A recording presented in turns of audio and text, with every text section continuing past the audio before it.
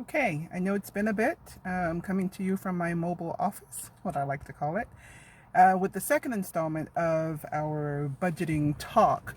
So, last time, reviewing my notes, we talked about what a budget is, and remember that a budget is basically a plan. And what is it that you want your money to do for you? Uh, be it, do you want to be able to go on vacation? You want to pay off some bills? Particularly, you want to pay off some bills? You want to start saving for your future? You want to start investing? You want to be able to afford more clothes? Be able to go out more or stay home more and have quality food ingredients at home? Because produce is expensive.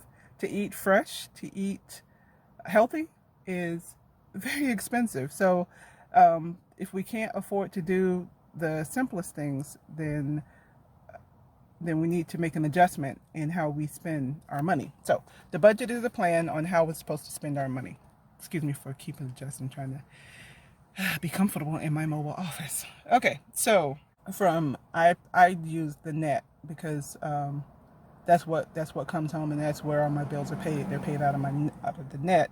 So you take all of that, and whatever's left over is kind of like free-ish money. Okay, so now that you've done all that and you figured out how much money you have left over, what are you going to do with that money? So we come up with a plan, and then we stick to it.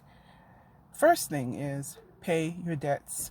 I've come across two sets of financial planners who advocate, well, actually, no, three, who advocate pay your bills before you start trying to save money. They don't say don't do it, but it makes sense because it's almost pointless to try and save money when you have bills looming over and those still need to be paid. So you take that extra money, that money that you have left over after you've set aside for groceries and your uh, and gas for your car and all of that. All the bills are paid. All the contingencies are thought of. If um, even your pets, make sure that they're squared away. So then, whatever's left over after that, what are you going to do with that money? Spend it all. But no, you don't spend it. Well, you don't spend it like frivolously. You come up with a plan. So we'll budget for that. What you can do and what is recommended is that if you can double up on payments, then do that. A long time ago, there was kind of like I want to say it's kind of like a pyramid thing to where you get your biggest bill, or particularly with credit cards, it's either your biggest bill or the one with the highest interest rate. So if you have a bunch of credit cards, which is a bad thing, find the one with the highest interest rate. Then double up on payments if you can, or put extra money towards that.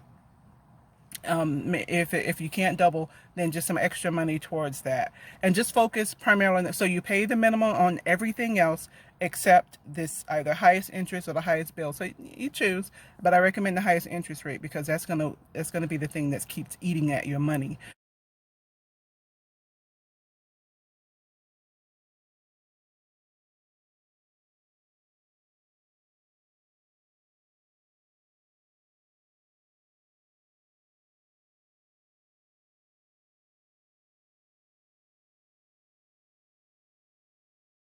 What the extra money that you have, you put that towards that bill.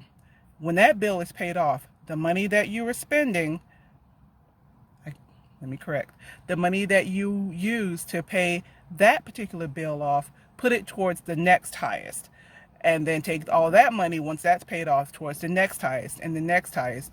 And that should help you to get all of your especially your credit card debt and even your car payments, get that squared away.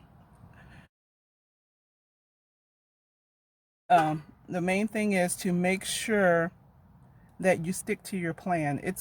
It's gonna be hard because you're used to spending money a certain way, which is kind of like whatever it is that you wanted to do, or nothing, or eating out, or whatever. But really put forth the effort to stick to that plan because it's the only way that you're gonna get out of debt.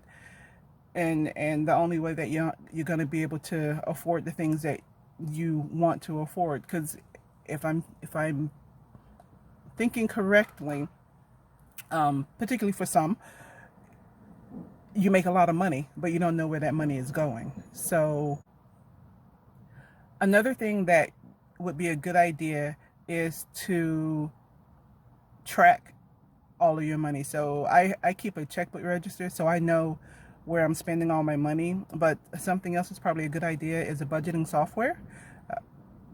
It will help you to really see where all your money is going. So this one particular software, not to plug anything in particular, but it's something that I've found to be a little useful, is a site called everydollar.com.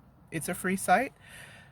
You put in your bills and you put in, it wants you to allocate for every single penny. So once you do that, then on a daily or weekly basis, you go back and keep your receipts. You go back and you plug in into each category what you spent money on. I found that I spent the most of my money going to the grocery store. I forget something, or I gotta eat, kind of thing. Then it makes me more conscientious about what I'm buying, because if I'm spending money on items that I don't really like, I'll eat one day and that's it, then I need to check what I'm spending that on, or maybe cut it out altogether, kind of thing. So it makes you think about how you're spending your money. So that might be a good tool to use to help you when you're coming up with your plan for your money and knowing what exactly you're spending your money on. So so that's going to be pretty much it for this time. Next time we're going to talk about, I like to call them pots of money, to help you, particularly when you're going to the grocery store or the gas station, or you set aside some money to dine out. We're going to talk about those pots to make sure, to help you to not, because sometimes, I'm going to put it this way, sometimes because we are a card generation, so we have our debit card, our credit cards, we don't think about how much we're spending because, oh, I got the money in the bank, I'll just put it on my card, kind of thing. Versus when you're dealing with pots of money, what's in the pot is it. So we're going to talk a little bit more about that the next time. I hope this was helpful. So to recap, your money that's left over, you can put that towards extra bills, and you're going to put that towards, I recommend particularly the highest credit card bill. If you have a lot of credit cards, then start with the highest credit card bill. Everything else is a minimum payment.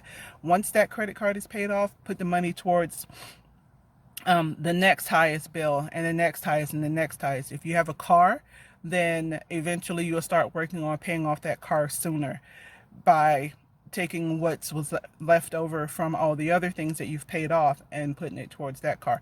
Don't spend that money. Don't, once something's paid off, like, ooh, now I got an extra $200. No, you don't. That other company that you owe money to has an extra $200. You get that stuff paid off, and that way you can be free to spend the money on what you want to spend it on, or what you need to spend it on. It's raining. All right. Hopefully it helps, and I will see you next time.